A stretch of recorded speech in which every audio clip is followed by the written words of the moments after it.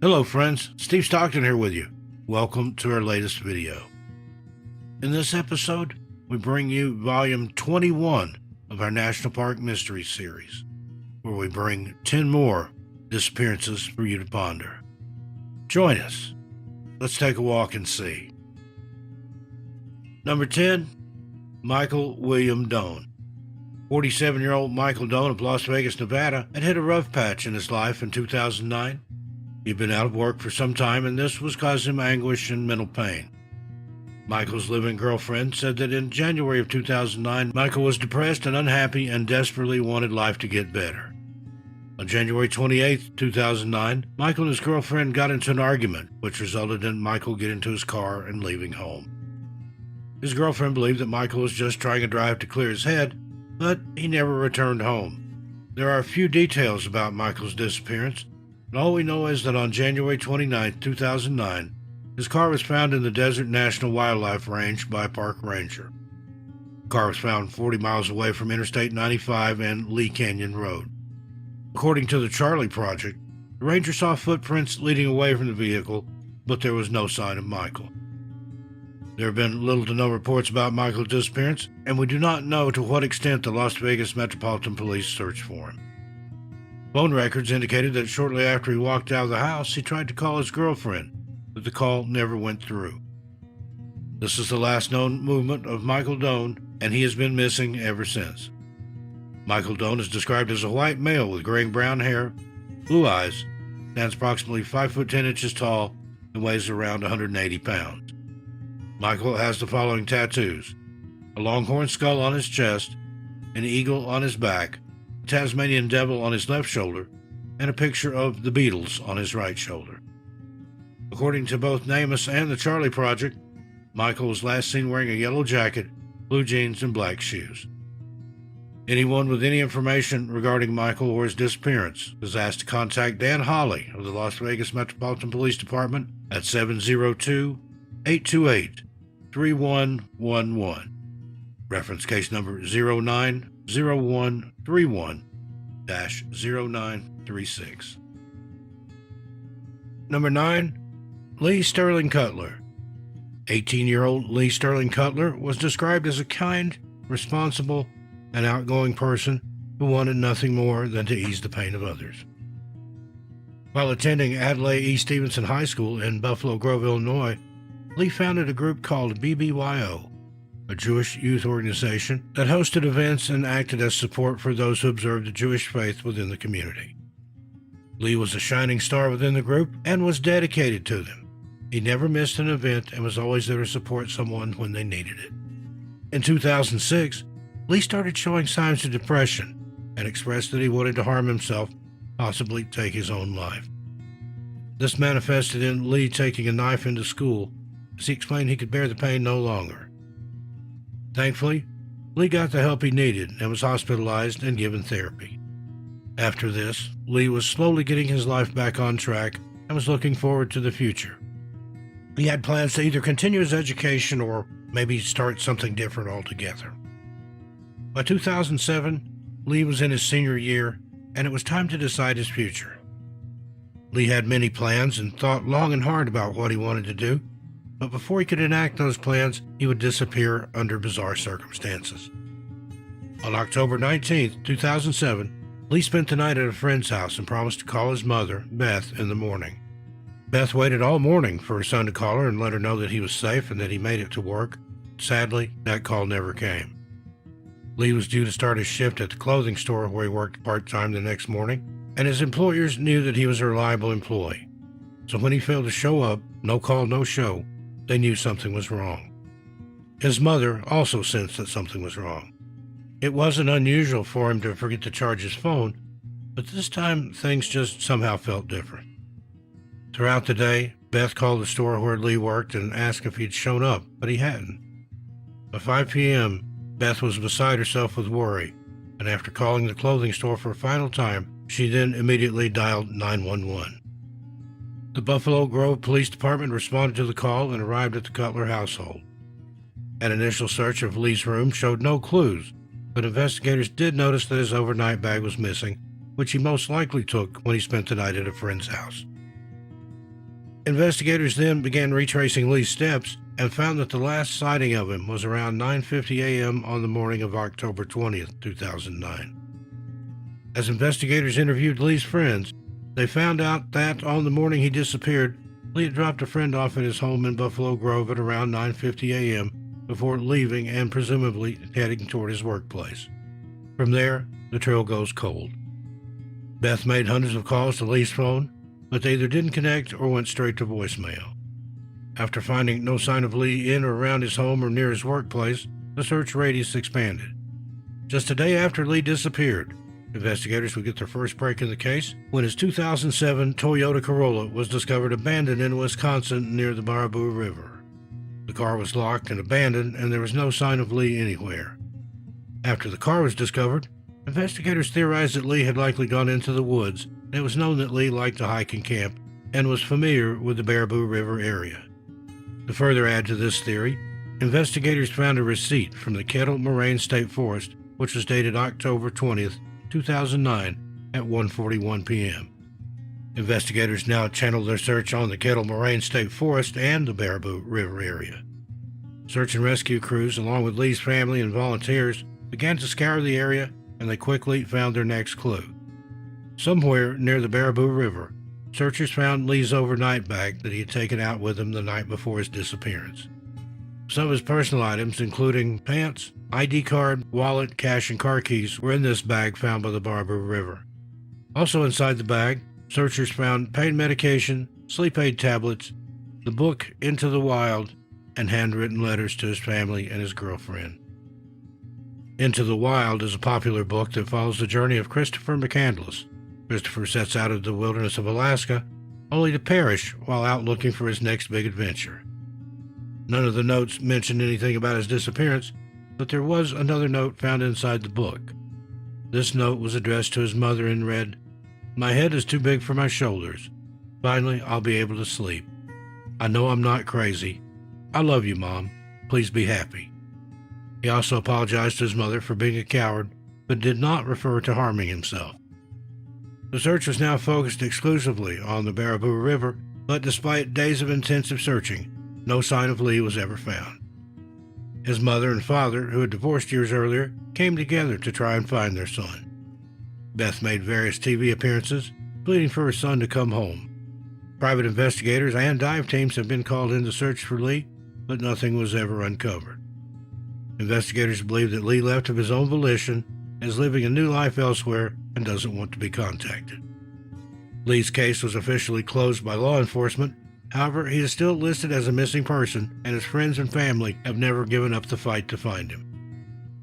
Lee Sterling Cutler was last seen on October 20, 2009 in Buffalo Grove, Illinois. He is described as a white male with light brown hair and brown eyes, standing 6 foot tall and weighing about 150 pounds.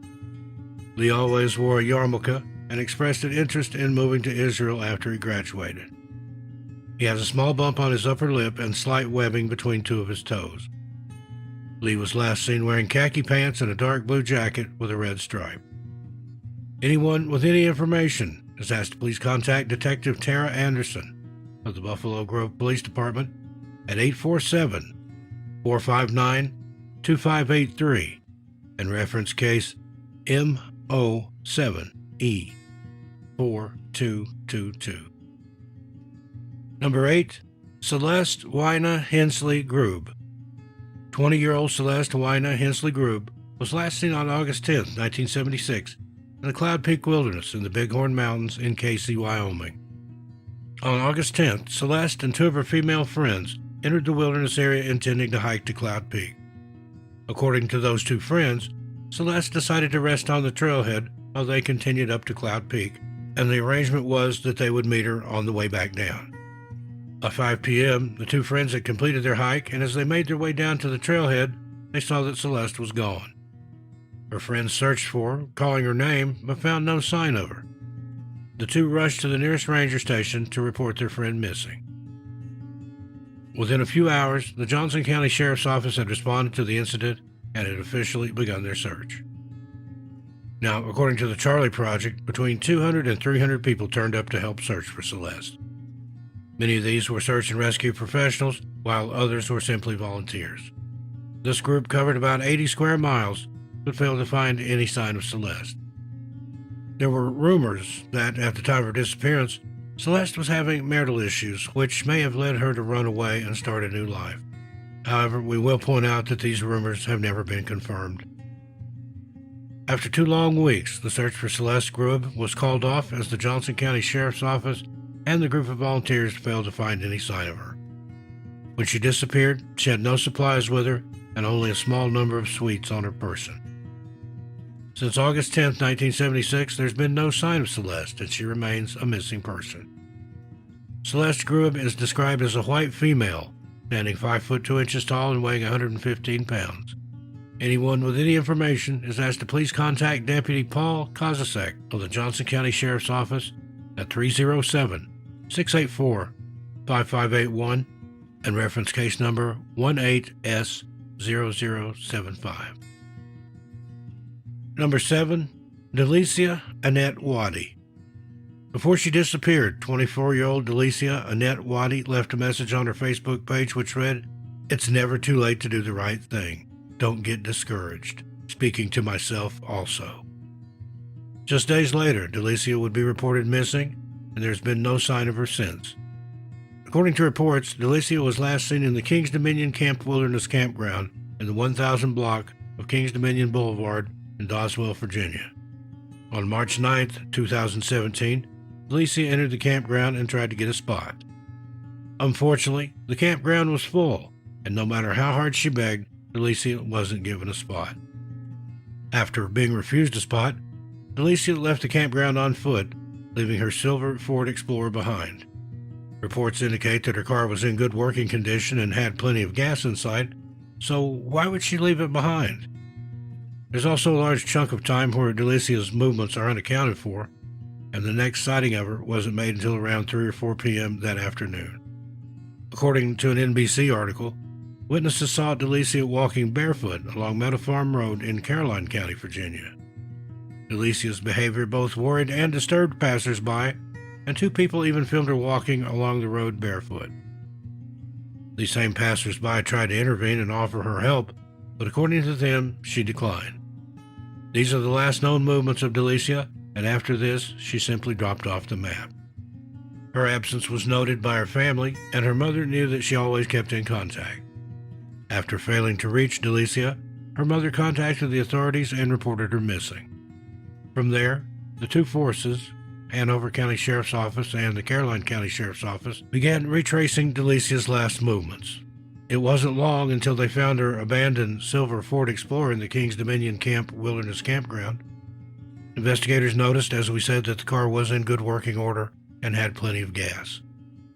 Bizarrely, Delia's phone, purse, wallet, and license were scattered behind the Meadow Event Park, which was close to where she'd abandoned her car.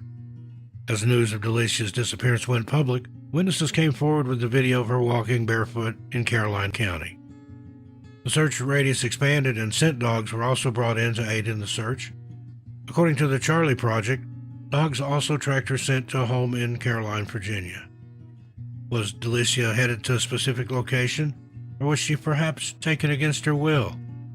Another twist in the case came days later when a friend of Delia's reported seeing her on Bendale Avenue in Richmond, Virginia on March 12, 2017.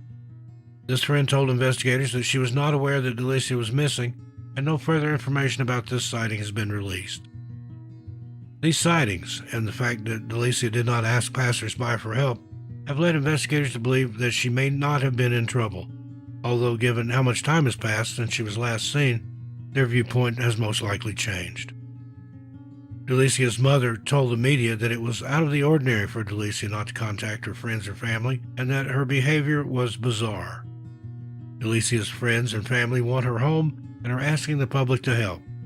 She has not accessed her social media or bank accounts since she disappeared, and her family now fears for her safety. Delia Wy is described as an African-American female with black hair, hazel eyes, standing 5'1" and weighing 145 pounds. Delia has the following tattoos: hearts on both sides of her collarbone, leopard spots on one arm and shoulder, Brian on her breast, an anchor on the other breast, and script writing that runs across her abdomen, the name Matria on her wrist, and tattoos on her lower abdomen, hip, and calf. Delicia also has her nose and ears pierced, and some agencies may spell her name Delicia rather than Delecia. She was last seen wearing a black and white tank top, black pants with a white stripe down the leg, a multicolored ball cap, and no shoes. Anyone with any information is asked to contact Monica Fagan of the Caroline County Sheriff's Office at 804-663-1120 or the Hanover County Sheriff's Office at 804-365-6140. Number 6. Leonard Taku. 44-year-old Leonard Taku was last seen on Christmas Day 2006 at the Tampa International Airport in Tampa, Florida. At the time of his disappearance, Leonard was on vacation in Florida from Ramsgate, England, where he worked as a school teacher. Leonard was excited about his vacation and told his colleagues that he would be back on January 3, 2007, to start the school year afresh. Those who knew Leonard said he was kind and outgoing and loved his life and his job. Leonard was last seen at the car rental desk at the airport, where he was attempting to renew his contract for a rented car. He'd been driving a 2005 black Chrysler Crossfire convertible around Florida, and this would have been the third time he would have extended the contract. After leaving the rental desk, Leonard was never seen again, but when his family realized he was missing, there were a few puzzling clues left behind. When Leonard failed to return home to England, his family and colleagues knew something had gone wrong. Leonard was due back on January 3, 2007, and it was unlike Leonard to miss work. His family contacted the authorities in Florida and officially reported him missing. The Altamonte Springs Police Department responded to the report, and the search for Leonard officially began. Leonard was openly gay, and the police appealed to Florida's LGBTQ+ community to help them search for him. Investigators began retracing his steps and found that his credit card had been used on December 26, 2006 at a Gap store. Whoever used the card purchased $46.55 worth of clothes. Now, it's never been confirmed whether this transaction was made by Leonard himself. It was also found that Leonard's emails were accessed on December 28, 2006, but again, investigators have never been able to confirm whether it was actually Leonard or not accessing the account. The trail went cold for a while, and his family desperately waited for updates. Then, on February 9, 2007, they received a call from investigators. The Altamonte Springs police had found the Chrysler Crossfire abandoned deep in the Ocala National Forest, close to the Little Lake George Wilderness area. At the time, the Department of Agriculture was performing a controlled burn, and while the car was unharmed, any evidence that may have been around it was destroyed. With diminished evidence, the police concluded that there was no sign of a struggle, and the car did not hold any clues as to Leonard's whereabouts. Investigators found themselves stuck at square one, and with no clues to work with, the case quickly ran cold.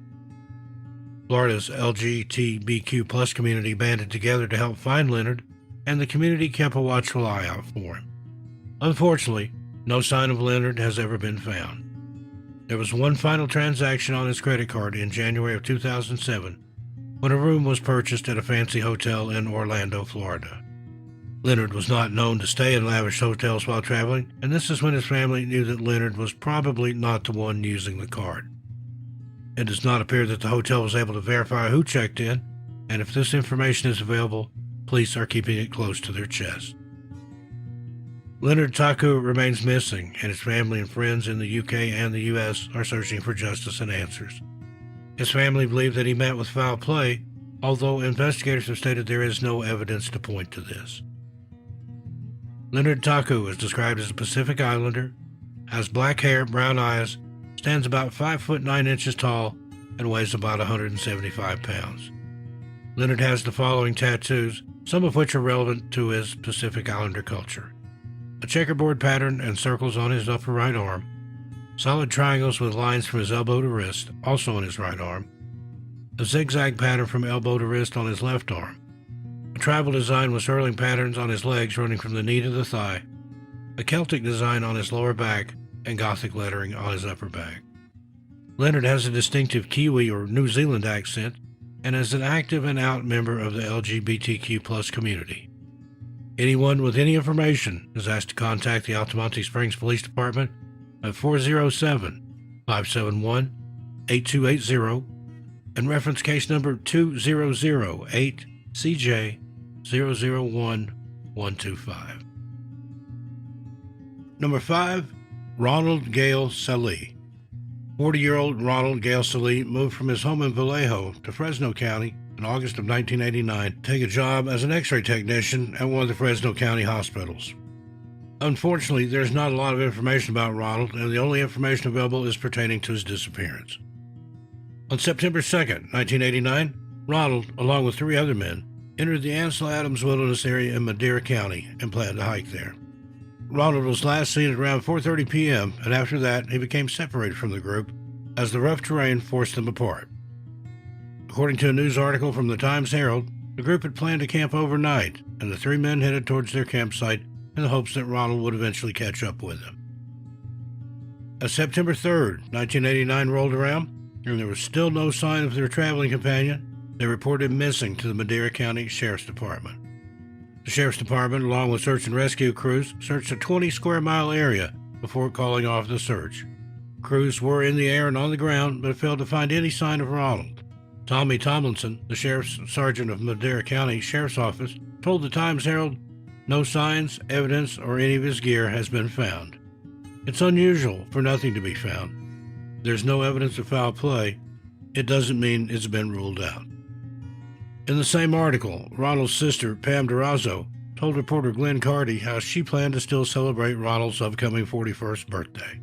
She told Glenn, "I've bought him a birthday card already, and I'm not going to let him go." To this day, his family still holds out hope that Ronald will be found and that they can finally get the answers they deserve. His mother, Marcine, believes that Ronald may have had amnesia and may have forgotten who he was. Almost 33 years later, and there's still no sign of Ronald, and it's unlikely that he simply ran away and started a new life, as some have suggested. Ronald is described as a white male with brown hair, green eyes, standing 6 foot tall and weighing 185 pounds. He has a tattoo of a sun with rays, and the Charlie Project notes that he may have suffered from a head injury prior to his disappearance. Ronald was last seen wearing a red and white striped tank top, cut-off Levi jeans, hiking boots, and a straw cowboy hat, and he was carrying a blue backpack with a red sleeping bag.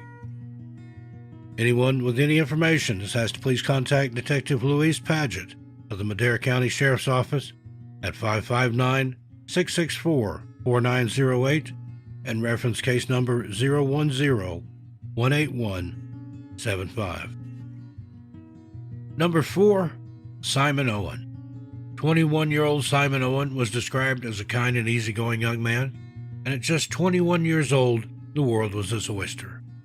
During term time, Simon lived in Fort Worth, Texas, and attended the Texas Wesleyan University. But during the summers, Simon spent his time in Hawaii with plenty of sun and endless beaches. Hawaii was the perfect place for Simon to relax and earn some extra money for school next year. And in 1994, he went to the islands, but would never come back. In June of that year, 1994, Simon arrived in Hawaii and got himself a job at Chili's restaurant in Waikiki.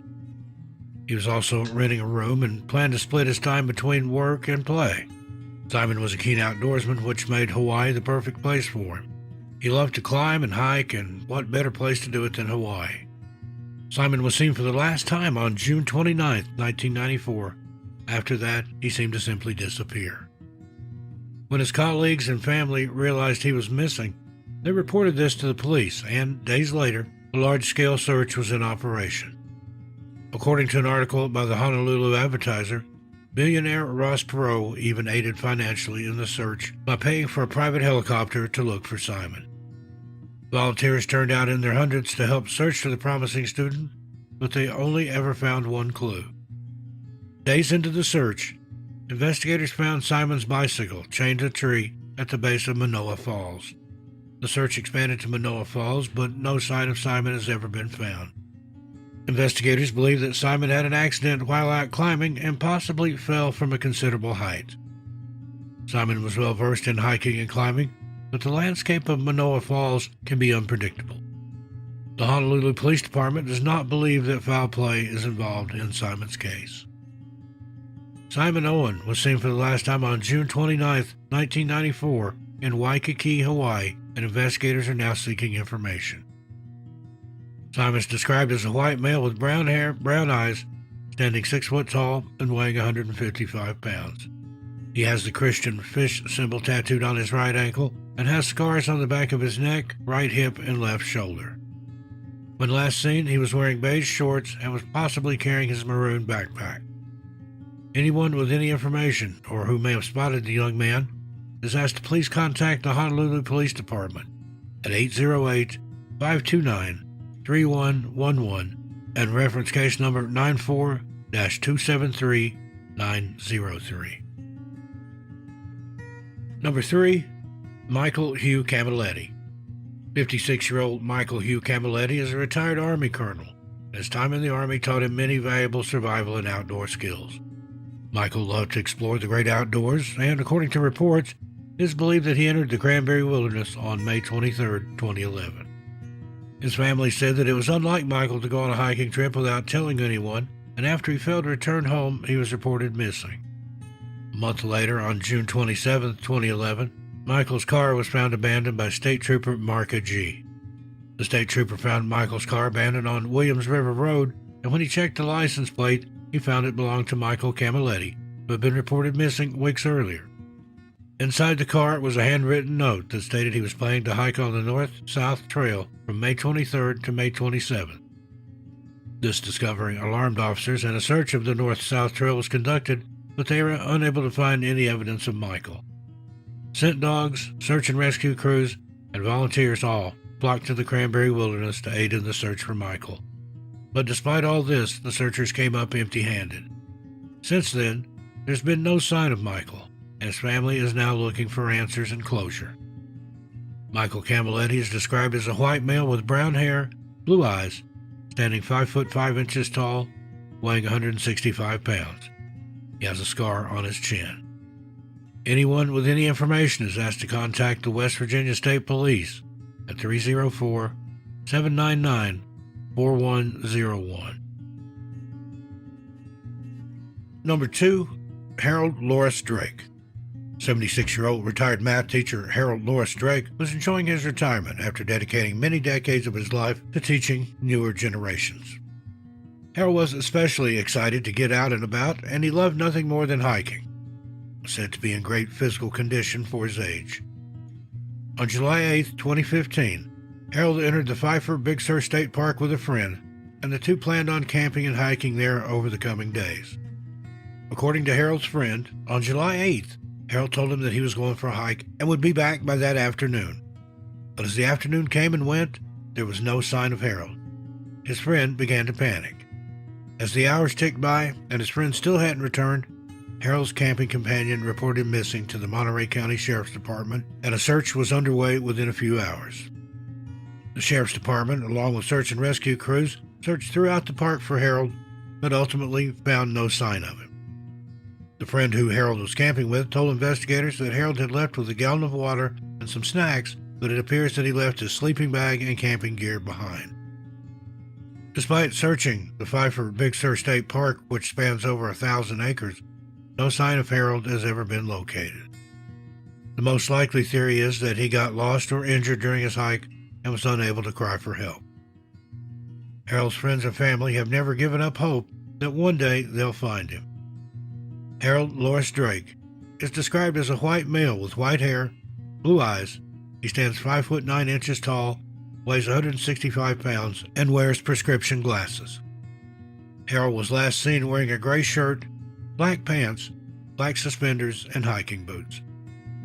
Unfortunately, Harold's case has not yet been submitted to NamUs, and no further details are available at this time.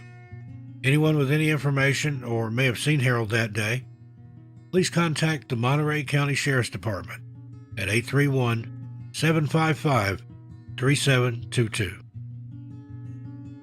And number 1, Richard Harville. 67-year-old Vietnam veteran Richard Harville and his friends set off into the Mojave Desert in October 2015, hoping to set up camp and eventually hike to the Tehachapi Mountains. When not caring for his family, Richard loved to be outdoors, and his family even joked that he preferred the wilderness to people. On October 15, 2015, tragedy would strike when Richard and his friend were camping at the foot of the Tehachapi Mountains. According to reports, the two were camping in a trailer near 150th Street and Highgate Avenue when the heavens opened up at around 10 p.m. and torrential rains began to pour down. No one could have anticipated just how bad the rains were about to be, and those in Kern County, California, were completely caught off guard. Within minutes, the rains had turned lethal and began to sweep the mud and sand through the Mojave Desert. This flood quickly overwhelmed residents and those hiking in the area, and Richard and his friend were sadly at the epicenter of it. As the rains poured down, Richard went outside the trailer to try and move his car out of the way, and that is when tragedy struck. His friend watched as Richard was hit by a rock and was knocked under the current as his body floated away. With little time to react, his friend desperately tried to grab hold of Richard, but the current was just too strong. Within seconds, Richard had been pulled away from his trailer and he was now missing. His family were understandably devastated when the news hit them, and they vowed to never give up looking for his body. When the rains finally calmed and the flood subsided, the Los Angeles County Sheriff's Department and the KCSO Desert Search and Rescue Team took to the skies to try and find Richard. Searches were temporarily suspended due to conditions, but when it was safe to do so, ground teams were also dispatched, but even they were unable to find any sign of the man. The LA Times reported that the Harville's family also let his dog loose, hoping the animal would be able to locate him. But the dog sat near the trailer for 3 days. It was unfortunately clear that the dog didn't know where to start. Despite wide-scale searches, no sign of Richard has ever been found, but his family still haven't given up hope of closure. He's described as a strong and determined person and a keen survivalist. His family hopes that his Army days and time in the great outdoors might have given him the skills to stay alive and that one day they may be reunited. Richard Harville is described as a white male with brown hair, brown eyes, standing 5'11" and weighing 185 pounds. Anyone with any information is asked to please contact the Kern County Sheriff's Department at 661-391-7623 and reference case number SR 1527379. Well, folks, there you have it. That wraps up this edition of National Park Mysteries and Disappearances. What do you think of these strange cases?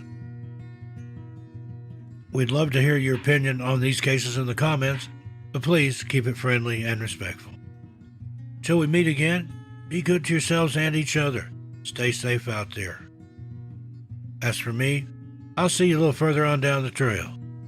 I'm Steve Stockton, and I'll talk to you next time.